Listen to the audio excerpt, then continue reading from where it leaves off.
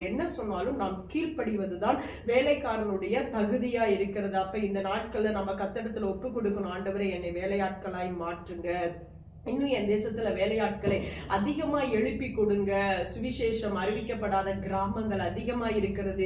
இயேசு என்றால் யாருன்னே தெரியாத எத்தனையோ ஜனங்கள், வலது கைக்கு இடது கைக்கு வித்தியாசம் தெரியாத ஜனங்களை போல அலைந்து கொண்டிருக்கிறார்கள். சமாதானம் இல்லாம, சந்தோஷம் இல்லாம, வாழ்க்கையில ஒரு நிம்மதி இல்லாம, பிரச்சனைகளோடு, போராட்டத்தோடு, கலக்கத்தோடு, துன்பத்தோடு, வருத்தத்தோட தன்னுடைய அனுதினமும் ஒவ்வொரு இரவையும் கழித்து கொண்டிருக்கிறார்கள். அவர்கள் மத்தியில நாம் போய் சுவிசேஷம் அறிவிப்பதற்கு தான் கர்த்தர் நம்மளை வேலையாட்களாய் தெரிந்து கொள்ளுகிறார். பிரியமானவர்களே, நாம் அதற்கு ஒப்பு கொடுத்தே ஆக வேண்டும். ஒரு கிறிஸ்தவன் வேலையாட்களாய் தன்னை மாற்றிக்கொள்ள வேண்டும். இந்த உலகத்துக்கு வேலை செய்வது நமக்கு அவசியம்தான். ஆனாலும் தேவனுக்கு வேலை செய்வது மிகவும் அவசியமா இருக்கிறது. அது நம்மேல் விழுந்த கடமையா இருக்குது. ஏன்னா சர்வ சிருஷ்டிக்கும் சுவிசேஷத்தை போய்